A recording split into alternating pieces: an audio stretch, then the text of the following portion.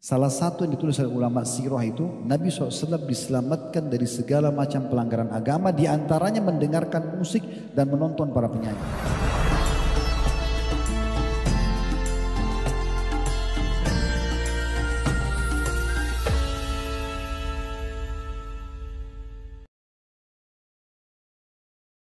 Itu pertanyaan terakhir Ustadz sebagai penutup. Ini juga isu yang sedang ramai dibahas di media sosial Ustadz. Belum lama ada seorang dai Ustadz yang menyebabkan syubhat di tengah-tengah kita dengan memberikan tafsiran sendiri tentang surah pemusik Ustadz, yang akhirnya menafsirkan bahwa musik ini tidak haram Ustadz. Nah ini bagaimana pendapat antum Ustadz? Saya bukan sebutin pendapat saya, ya. Tapi hampir mayoritas ulama termasuk Imam 4 mengharamkan. Ini bukan hal yang baru, bukan pendapat baru. Dan memaknakan syuara atau penyair itu adalah pemusik, ini keliru ini. Dalam bahasa Arab juga sudah jelas perbedaan mana penyair, mana penyanyi, kan gitu. Tidak selamanya juga penyair itu bisa penyanyi. Apalagi di masa dulu, penyair itu cuma susun penyair syair saja, gitu kan. Bahkan dibedakan juga dalam istilah bahasa Arab penyair sama penyanyi itu sendiri. Ya, sampai hari ini dalam kosakata bahasa Arab berbeda. Kalau dalam masalah hal ini tentunya saya bukan mendapat pendapat baru ya, tapi insya Allah coba saya bacakan beberapa yang saya tahu berhubungan dengan masalah pendapat-pendapat ulama. Ya, ada perkataan Abdullah bin Umar radhiyallahu anhu. Beliau meninggal wafat tahun 73 Hijriah, sahabat masyhur. Beliau mengatakan, ya, pada saat melewati sekelompok orang, terjemahnya saja, melewati sekelompok orang yang sedang melakukan ihram, mau umrah, mau haji. Lalu kemudian di antara mereka ada seorang yang bernyanyi, sambil ihram, sambil dia bernyanyi.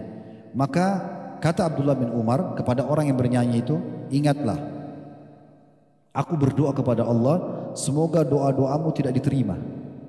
Abdullah bin Umar mendoakan si penyanyi itu supaya doanya tidak diterima. Ya. Begitu juga dengan Abdullah bin Abbas radhiyallahu anhu yang meninggal tahun 68 Hijriah. Beliau mengatakan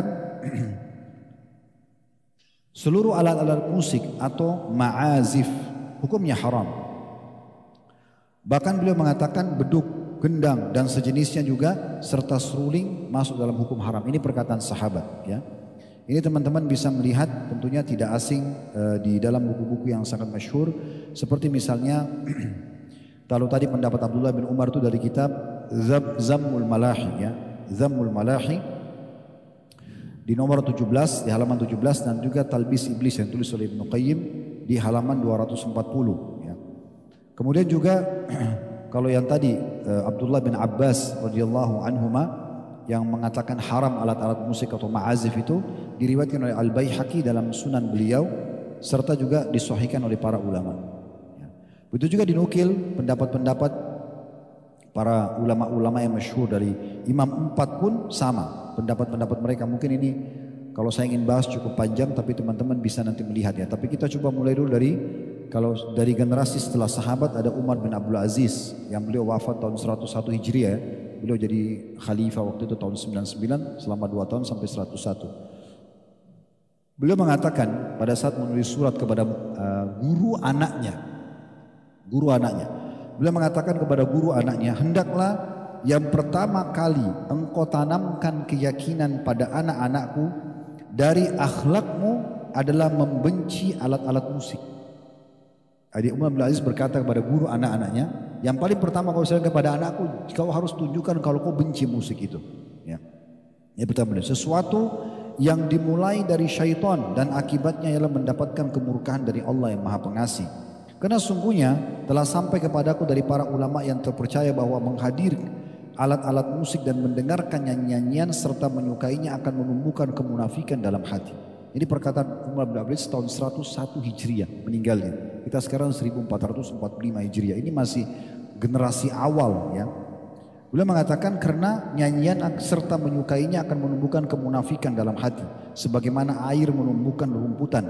Demi Allah sungguhnya menjaga hal itu dengan tidak mendatangi tempat-tempat tersebut lebih mudah bagi orang-orang yang berakal daripada bercokolnya kemunafikan dalam hati. Kalau kita kembali juga mereview keadaan Nabi SAW, tiba-tiba saya teringat Salah satu yang pernah saya temukan dalam buku-buku sirah yang unik ini, sebelum Nabi SAW dinobatkan jadi Nabi ya, waktu beliau masih mengembala domba, salah satu yang ditulis oleh ulama sirah itu, Nabi SAW diselamatkan dari segala macam pelanggaran agama, diantaranya mendengarkan musik dan menonton para penyanyi. Itu disebutkan dalam buku-buku sirah. Satu waktu disebutkan dalam buku-buku sirah itu, beliau pernah mendengarkan dari teman-temannya pengembala-pengembala. Nabi itu mengembala domba dari umur 8 tahun sampai umur 21 tahun. Jadi 13 tahun beliau mengembala domba. Tapi nggak disebutkan di umur keberapa, di tahun keberapa ini beliau, riwayat ini cuma dikatakan salah satu riwayat pernah beliau dengar dari teman-teman pengembalanya yang lain waktu kumpul, waktu beliau mau pulang sore hari mengembalikan domba-domba, mereka menceritakan semalam itu ada acara perkawinan dan ada penyanyi musik begini dan begitu. Sampai Nabi SAW tertarik mendengarkan cerita itu. Lalu beliau bilang, besok kalau ada acara lagi, saya akan coba melihat, tolong kamu jaga gembalaan saya. Maka dikatakan dalam buku itu, dalam buku-buku sejarah, kalau pada saat esok harinya, waktu saat beliau niat untuk pergi, beliau ngantuk dan tertidur. Dan itu terjadi sampai beberapa hari. Akhirnya beliau tidak jadi menonton dan menyaksikan hal tersebut. Nah itu poin-poin yang sangat jelas gitu ya. Begitu juga banyak sekali ya dinukil perkataan-perkataan dari para ulama salaf, diantaranya Ibnu Taimiyah rahimahullah, beliau wafat tahun 728 Hijriah. Beliau mengatakan 4 imam madhab berpendapat bahwa semua alat musik adalah haram. Telah ada hadis Nabi SAW yang diriwayatkan oleh Al-Bukhari dan ulama lainnya, bahwasanya Nabi SAW mengabarkan akan adanya orang-orang dari umatnya yang menghalalkan zina, sutra, minum khamar dan alat-alat musik, serta akan diubah menjadi kera dan babi. Al-ma'azif, kata beliau, adalah alat-alat musik sebagaimana disebutkan oleh para pakar bahasa Arab. Bentuk jamaknya adalah ma'zifa ya. Yaitu alat yang dibunyikan, dan tidak ada perselisihan sedikit pun dari pengikut para imam tentang haramnya hal tersebut ya. Itu dinukil dari buku beliau Majmu' Fatawa ya, di jilid 9 halaman 576, dan sekian banyak tentunya.